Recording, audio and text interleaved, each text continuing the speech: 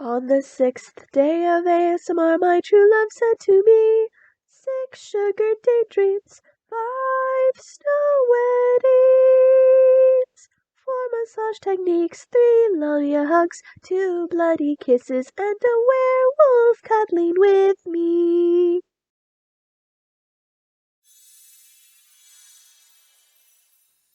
Are you here for a blind date as well? What a coincidence. So am I. Hi, my name's Lucille. It's nice to meet you. Huh, that is a very interesting name. It's peculiar. I like that. It shows character. Yeah, me and my friends come to this cafe all the time. It's got a 5-star view from us. Good food, cozy atmosphere, and just the right amount of pink. Not too much so that it's overpowering and it melts your eyes. That would suck. So what are you gonna order? Huh? You've never been here before? Well, my standard go-to is I always get their peppermint hot chocolate delight, and then I get a bowl full of their sugar plum pudding, which is the best pudding ever when it comes to this time of year. It is 1,000 times much better than figgy pudding. Like, trust me, dearie, you don't want figgy pudding. It's basically like free food poisoning. Huh? Oh, come on. Just because I'm a sugar plum fairy doesn't mean that I like only sugar plum related things.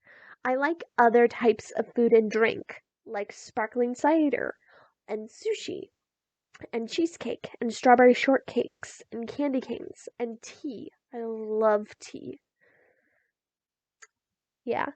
So, I don't know. Besides, when it comes to sugar plum related things, I'm very specific.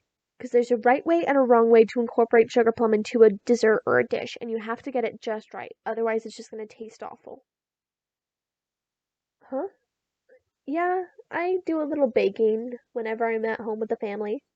Especially around this time of year, we're always baking so much. We're making sugar plums, we're making cookies. We always make sugar cookies at my house. It's like a family tradition. I don't know about that, but it's a good tradition. And yeah.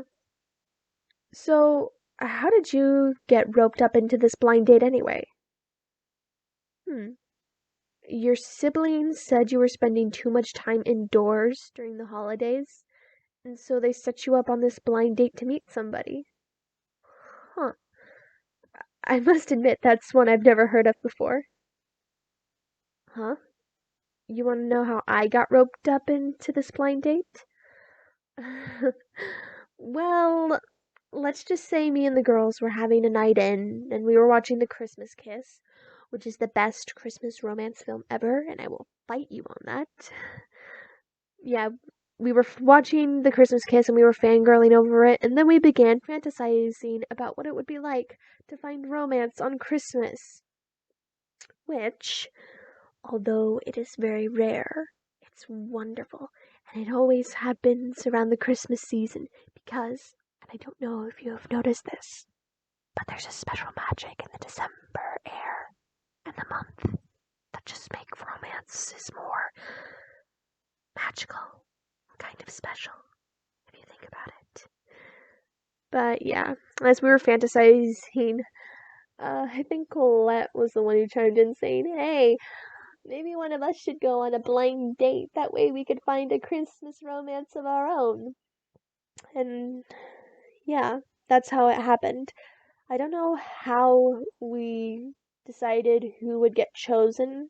I mean, we were drinking a lot of sparkling cider that night. But needless to say, I got chosen, and so here I am on a blind date with a wonderful companion who has an interesting name and is very friendly. And I gotta say, I love your outfit. It's so clean and stylish. And I love what you did with your hair. And whatever perfume or cologne you're wearing, it smells amazing. And I love how you're showing Christmas cheer, but you're not being over the top about it. Like, you have the casual outfit, and then you have that slight pop of Christmas spirit. And I love that. I love when people can pull that off and like celebrate, but not being too crazy about it, if you know what I'm saying. Mm? Oh, thank you. This dress actually has a little bit of sentimental value to me, since I based it off of one of my grandmother's dresses. Hmm. Believe it or not, but one of my grandmothers was actually the fairy godmother that helped Cinderella go to the ball. Yeah, I'm not I'm not joking. Turn the pumpkin into a golden carriage, beautiful gown, glass slippers, be home at midnight, the whole thing. Now, her dress is more traditional. It's sort of like a ball gown, but I just took inspiration from her dress and I made the design a little bit of my own. And besides, this outfit practically goes for any occasion. Almost, save a funeral, but whatnot. But yeah, it goes with almost anything, and it's especially fun to wear when I'm doing my ballet dancing. hmm I love to dance. I'd have to say my favorite music that I like to dance to is anything from Swan Lake, but the Nutcracker comes in second place. Yeah, I've noticed that one thing about our Sugar Plum Fairies is that one way or another there's like a specific version of the Nutcracker story that we like, be it a book, a film, a stage play, or even another musical. Personally, I like the original musical, but I won't say no to like reading a children's book version of it with lovely illustrations. I love reading stories with pretty illustrations. Mm? Uh-huh. That's interesting. I'm personally not for the horror genre or genres of that sort, but I'm glad that you like them. That's another thing I just remembered. My favorite Christmas story is The Christmas Carol. Like, I'm serious. Yes. What other time do you see ghosts in December? You don't. Now, I'm not complaining about the December aesthetic or its ambience. I don't mind that it's all sleigh bells and snowfall and sugar and spice and everything fluffy and nice. I don't mind that. I like that. But at the same time, that unique twist in a holiday just kind of makes it special for me. Like it's a way of standing out. I mean, Charles Dickens was a genius using ghosts to help the main character, Ebenezer Scrooge, change his ways and using the three ghosts to personify and symbolize the past, the present, and the future. I love that. That's so creative. And it's a little sad, but this day and age, I wish people could find their creativity again. It's kind, kind of ironic for me to say that now that I think about it, considering that I'm a D rank Sugar Plum Fairy, and I specialize in dreams, daydreams, and wish fulfillment to an extent. I don't know if I'd be able to grant that wish though. So, eh, I just, whenever I'm walking about from place to place, I try and inspire people a little bit when I'm able to. Uh, my wings are folded up behind my back, and they're tucked under my clothes. I mean, I have nothing against flying, but if you can just walk from someplace, then you ought to do it. And besides, having one's wings out in the open is always a recipe for disaster, considering how bent and tweaked and wrinkled they get, and how dirty they get if you're not using them. It's it's a nightmare. But yeah, how are you enjoying the cocoa? I told ya that the sugar plum pudding was better. But yeah, I'm gonna have to thank Colette for this blind date. I'm actually having the time of my life. I'm glad that you're enjoying my company as well, because I'm definitely enjoying yours. Well, I could try and fly you around, but that would depend on certain things. Tell you what, if we go on another date, then I'll fly you home. Does that sound like a deal? Okay. So, What do you like about Christmas? Ah, spending time with the family and the peace on earth, goodwill towards men. I can definitely understand that. I like that too, but I also like the baking, like baking cookies with the family. I love decorating the tree, and I love doing Christmas shopping and wrapping up the Christmas presents. That's always so much fun. And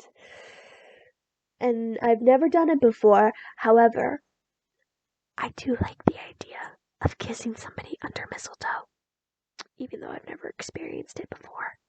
It seems magical though. Well, we're not done with our food yet. Shouldn't we not let the food go to waste before we walk past the mistletoe under the restaurant's doorway? All right. Mmm, that was so delicious. My compliments go to the chef. Oh, are you sure you're gonna pay for it? Because I'd be more than happy to cover the fee. It was a delight to see you anyway. Well, if you're sure that you want to pay, then all right. Uh, this was absolutely wonderful.